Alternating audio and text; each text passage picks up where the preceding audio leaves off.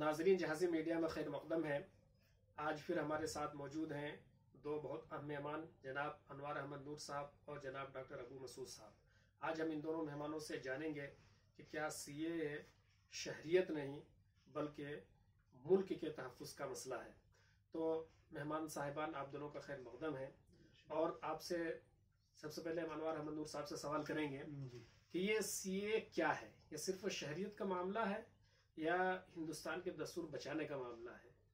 देखिए, ये विदेशी नागरिकता एक्ट जो है, कानून जो है, तो कानून बन गया, पहले बिल था। तो ये दरअसल बाहर के लोगों को देने का तो मकसद है, जो जाहिर होता है वो नागरिकता। बिल्कुल। लेकिन जो जिस तरीके से हमारे देश में लागू करने के लिए इसको कहा गया है, इसमें जो भेदभाव रखा गया है, वो ठीक हमारे देश की परंपरा, हमारी तहजीब, हमारे संविधान और उसके जो तत्व हैं, उसके जो अधिकार हैं, उसके जो नीति निर्देशक तत्व हैं, सबके खिलाफ है। सबके खिलाफ है। बिल्कुल। डॉक्टर मसूद साहब का क्या नजरिया है? आप भी संविधान के खिलाफ मानते हैं? बिल्कुल बिल्कुल खिलाफ है। ये सिटीजन अमेंडमेंट एक्ट, शहरी तमीमी कानून, ये हमारे संविधान में पहले से मौजूद है। कानून की जब किताब बनाई गई थी तो इससे सारी चीजें सामने आई थी, और बनाने वाले ने यह महसूस किया था कि इस तरह की बातें आएगी तो हमें क्या करना चाहिए, तो उनके लिए है। और लगभग मेरे ख्याल से इस तरह के लोगों को देते जा रहे हैं इससे जाने। लेकिन यह है कि ये कानून प्रॉपर लाना, जब हमारे पास कानून है शहरियत देने का, तो फिर ये क्यों लाया?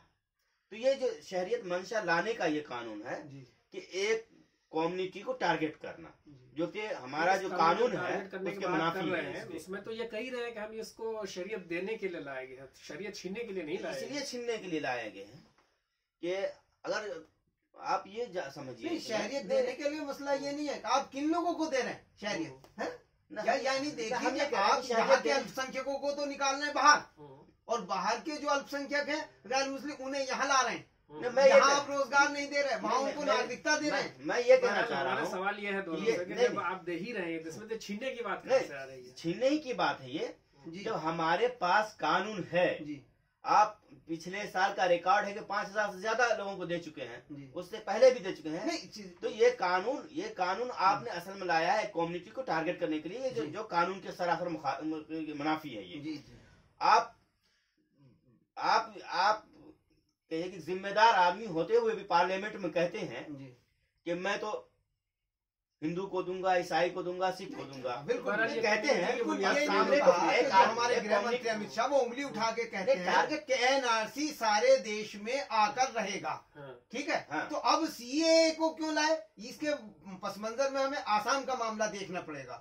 तो इसीलिए अब जैसे कहते हैं आपकी ये छीनने का नहीं देने का मामला है, तो आप ये भी तो देखिए कि उससे पहले आप ए को नहीं देख रहे, आप सी को नहीं देख रहे, सिर्फ बी को लेके बैठ रहे हैं। अब मैं ये बात कहना चाहता हूँ, आप कहते हैं कि एक दबे कुचले को हम एक जो है ना प्रताड़ित को दे रहे हैं, हम जो उस पर जुल्म किया गया है 3 शहरों में, 3 मुल्कों में, तो उसको हम दे रहे हैं।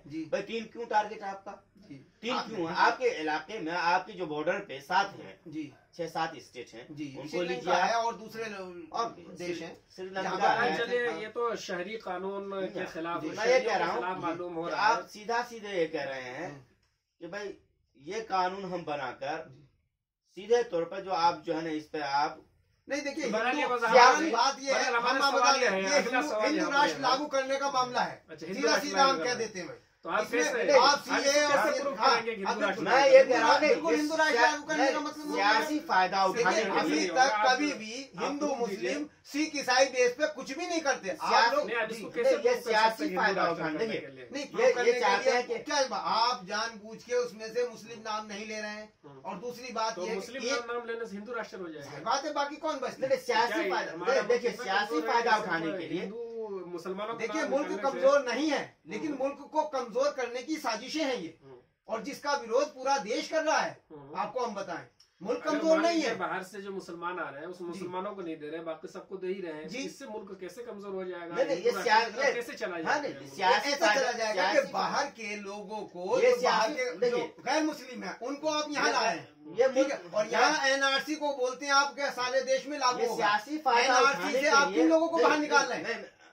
सिर्फ मुस्लिम को। अनवर साहब मेरी बात सुनिए, तो इसका मतलब बाहर के हिंदू और यहाँ के हिंदू राष्ट्र बनाने तो मुसलमानों को निकालने की बात। मैं ये बात कहना चाह रहा हूँ, ये सियासी फायदा उठाने के साथ साथ ये मुल्क को नुकसान पहुंचाने वाला भी कानून वो है। कैसे नुकसान पहुंच रहा है? इसलिए कि आपने बिल्कुल कह दिया कि 2014 से जो भी पहले आया हमें सबको शहरियत दूंगा। वो तो शहरियत साबित करने के लिए पूरे कागजात पेश कर चुका है कि मैं यहाँ का शहरी हूँ। आप उसको फिर चोर बनाना चाहते हैं। आप जो है ना, आप जुल्म के सताए हुए आए हैं। इसमें यही तो कह रहे हैं ना, जो बाहर के लोग आएंगे उनको दिया जाएगा, यहाँ के लोगों को घबराने की जरूरत ही नहीं है। जाहिर सी बात, घबराने की जरूरत है नहीं। आप देखिए, ये कम्युनिटी वाला बेस हमारे संविधान में या हमारे कहीं नहीं है। बात ये नहीं है कि आप बाहर वाले दे रहे हैं, आप हिंदू मुस्लिम कर रहे हैं। कैसे कर रहे हैं कि बाहर के आदमी, आपने ये कह दिया कि अगर एक एक्सीडेंट हुआ हुआ आदमी पड़ा है तो पहले आप ये देखिए कि हिंदू है मुसलमान, तब आप राहत दीजिए। भाई हिंदुस्तान की कल्चर क्या है? अभी आप रोड पे जाएं, कोई एक्सीडेंट हो जाए, किसी का भला करना हो, आप ये नहीं देखेंगे कौन है क्या है क्या है, मदद देखेंगे, आप फौरन उसकी मदद करेंगे। बुनियाद पर आप ये मानते हैं कि ये शहरियत के सही बात है। हमारा संविधान, हमारा देश जो है, ये जो चमन जो है, ये बात शहरियत पर आकर के रुक जाती है। तो इसको आप संविधान के खिलाफ कैसे करार देते हैं? संविधान बात वही आगे, हमारे संविधान में समानता है, हर मजहब के लोग शामिल हो, धर्म और जाति के आधार पर नहीं निशानदेही कर दी जाती है कि मुसलमान आप हिंदू मुस्लिम करे जा रहे हैं। आप अलग अलग गिनवा रहे हैं।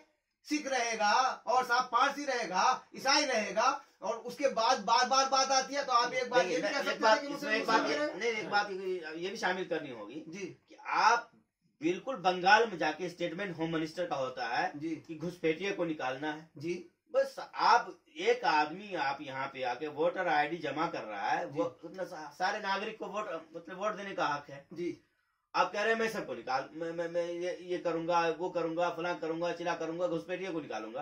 अरे घुसपैठिए तो हर जगह की पुलिस है, सीबीआई है, एनआईए है, सारी इन्वेस्टिगेशन एजेंसी आपके पास है। घुसपैठिए निकालिए, लेकिन आप हमें या किसी को भी घुसपैठिया कह देंगे, ये बात ये कैसे? देखिए मैं आपको एक मिसाल देता हूँ। अभी 2 दिन पहले ये हुआ कि एक बच्चा, उसको आधार कार्ड और अपना जन्म प्रमाण पत्र बनवाने गया, उससे रिश्वत मांगी गई, उसने नहीं दिया। वो 4 साल का था, उसे 104 साल की डेट बना के उसकी जो है 104 साल करके उस कर्मचारी ने दे दिया।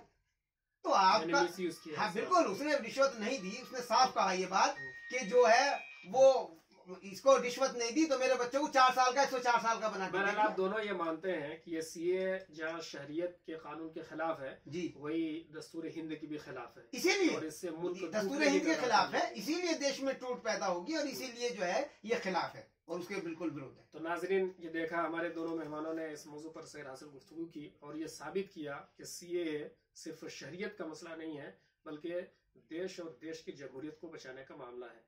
अगले एपिसोड में फिर किसी नए टॉपिक के साथ आपके सामने रूबरू होंगे। तब तक के लिए खुदा हाफिज।